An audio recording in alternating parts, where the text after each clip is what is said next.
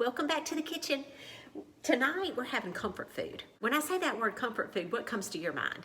For me, there's a couple things that I would call comfort food. Fried chicken is one of them. My mama's pot roast and potatoes. And another one is meatloaf. And that's what I'm going to show you how to make my meatloaf tonight. So I'm going to start out over here by the stove because I got to get a few things going. I'm going to get started making my sauce that we're going to put on top of the meatloaf. And it's really good.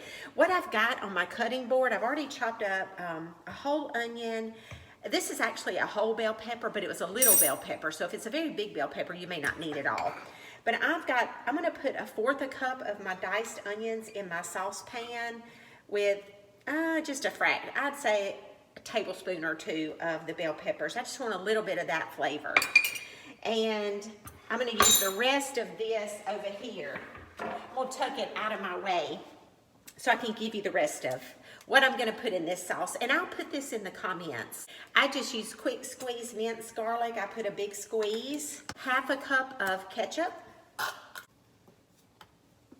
right. Let me get my spoon rest out of here so I don't make quite as big of a mess. 1/2 cup of ketchup. 2 tablespoons of Worcestershire. To me, Worcestershire is great in beef. I like it to put it in my hamburgers when I'm making up my hamburger patties.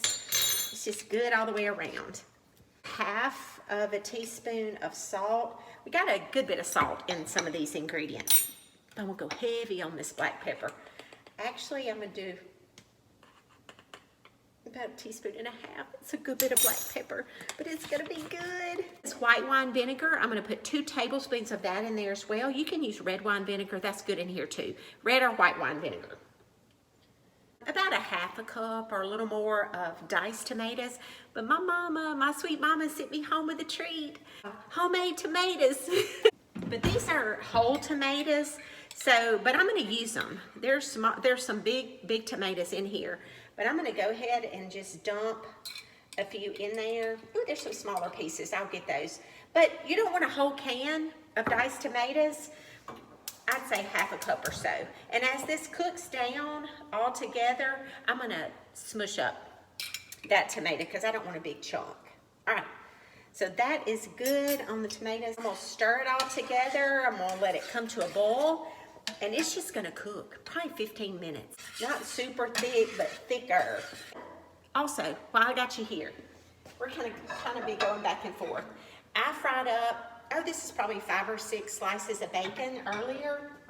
I left my grease in my skillet.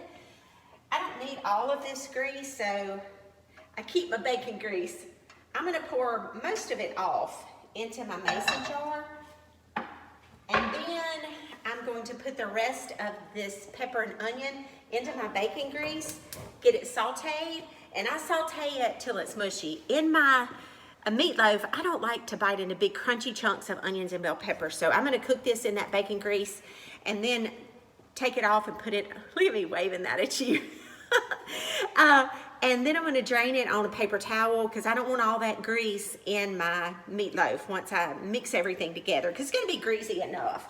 But the flavors of this bacon grease, ooh, it really makes those onions and bell peppers taste even better. So we're cooking for about 15 minutes. I just, see how it's just simmering? I came over and just stirred it ever so often. And see how it's starting to get a little thicker and all the flavors. Now this is pretty spicy, but when you add it to the meatloaf, it's perfect. But if that bothers you, just cut back on your black pepper. That's giving it a little kick.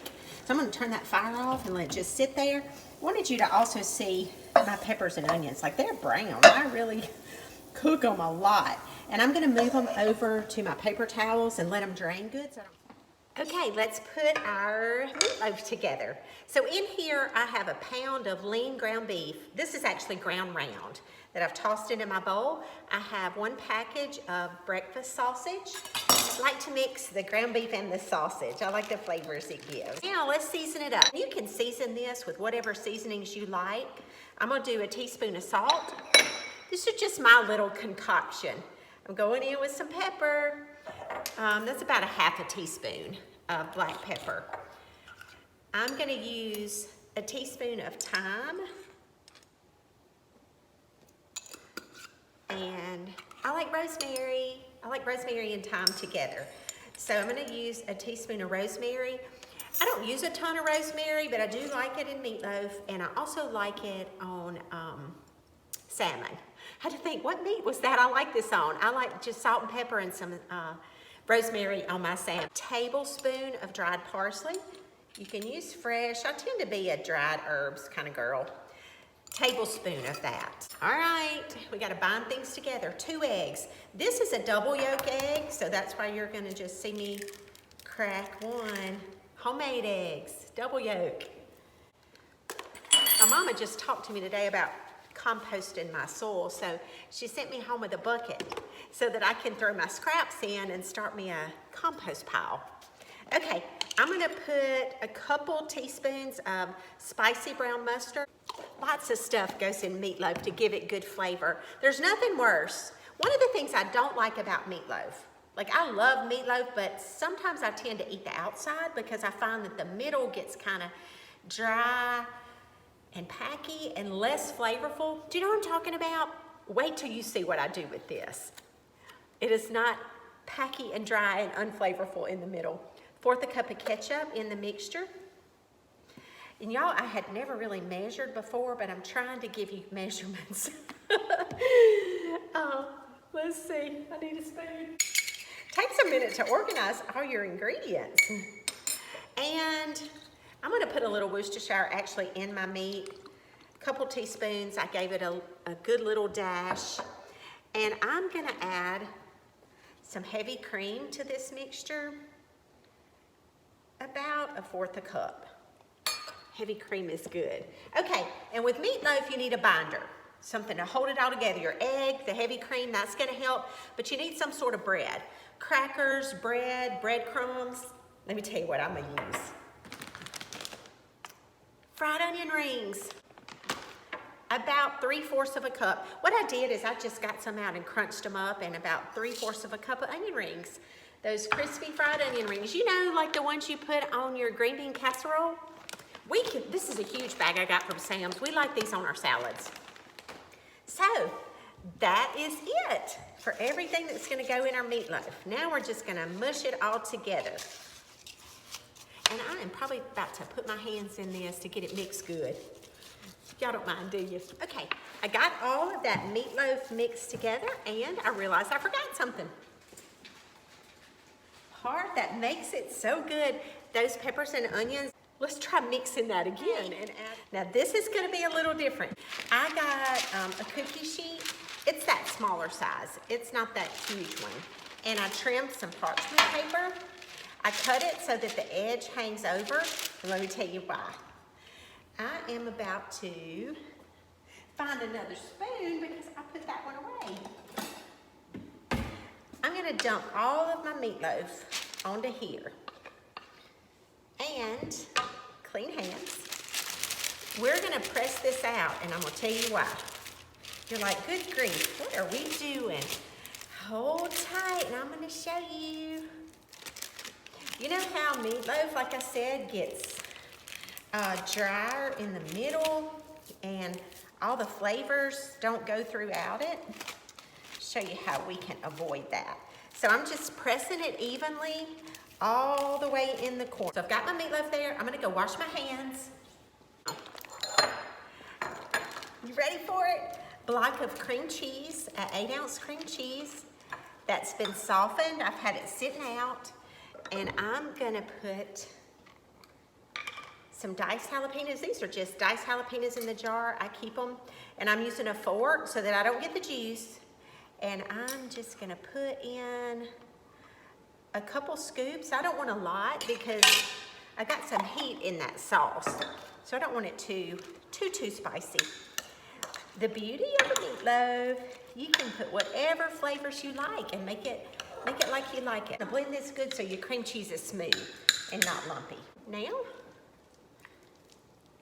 I'm just gonna smear it on top of this. What I want you to notice, I kind of got a little close to the edge on that. You can go all the way to the end, but I'm trying on the long edge not to put it all the way to the edge, and I'll show you why in just a minute. So we're spreading that block of cream cheese all the way in the center and to the end. Our spatula works the best to smear. Now, grated Parmesan. You can use cheddar. I like the bite of some Parmesan. So I'm just sprinkling some Parmesan here. And then, one final thing. You know that bacon I fried up? I'm about to give it a crumble, just a rough chop.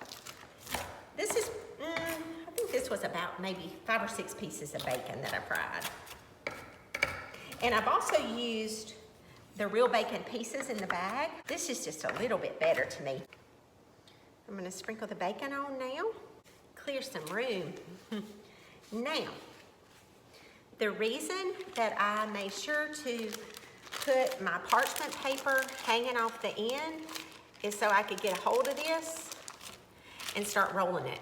So from the short end, let's see, I don't think you can see me. Let me back away. All right, so from the short end, with the parchment paper, I was able to lift it up and kind of start a tight little roll. You see how it can help you with it? All right, now let me scoot around.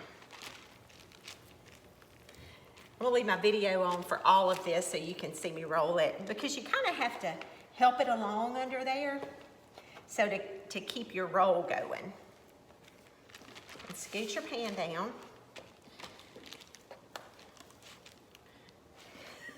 Had to brace. All right, now I'm gonna spin it so that I can have a little more room. I promise you it's good. It's very different, but you're gonna have yummy flavor throughout all of your meatloaf. And then I try to judge it where that seam side, see how perfectly that was on the bottom? And you know how I told you to not put that cream cheese all the way to the end? Is because I'm gonna seal the ends of that so that our yummy doesn't leak out, okay? So if I had put that cream cheese all the way to the end, I would have had a big mess. So I just keep it from the edges. Now, that's a pretty meatloaf. I'm gonna wash up and we'll put our glaze on top and go to the oven. Can you see? We got it all rolled in. And now for the glaze.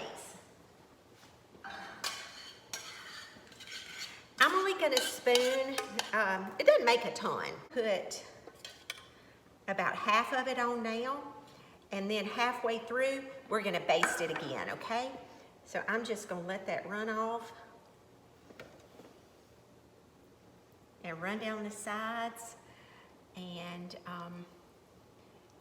again, halfway through, we're gonna go again. Okay. 350 oven that's preheated. It's gonna take about an hour to cook. All right, now halfway through, like I said, we're gonna glaze it again. Into the oven. Guess what's in this bag? Greens, a bag of greens. My mama sent home to me. So I'm about to wash those up and get them in a pot, and we're gonna have meatloaf, greens, and cornbread. And I'm sure I'll cook a potato of some sort. See you. Okay, that's been cooking for about 30 minutes. I pulled it out, and I'm gonna put the rest of that sauce on top of it. Spread it around and let it keep cooking. It's done. Look at it. Oh, and I am gonna wish I had left that parchment paper on, but I wanted to show you what it looks like. All right, here we go. We have gotten our bath, got our comfy clothes on, and we are gonna eat. I want you to see the center of this. Sorry, Joel, about that plate. Look how yummy. The cream cheese all cooked in. That is gonna be delicious. And look what else. We have got collards. Looks good. Did we call this meal comfort food? I think I did. Then we have some mashed potatoes. Not sure how comfortable we'll be when it's over. Then, let's cut this cornbread. I wanted you to see how crunchy. Love some crunchy cornbread. And, oh.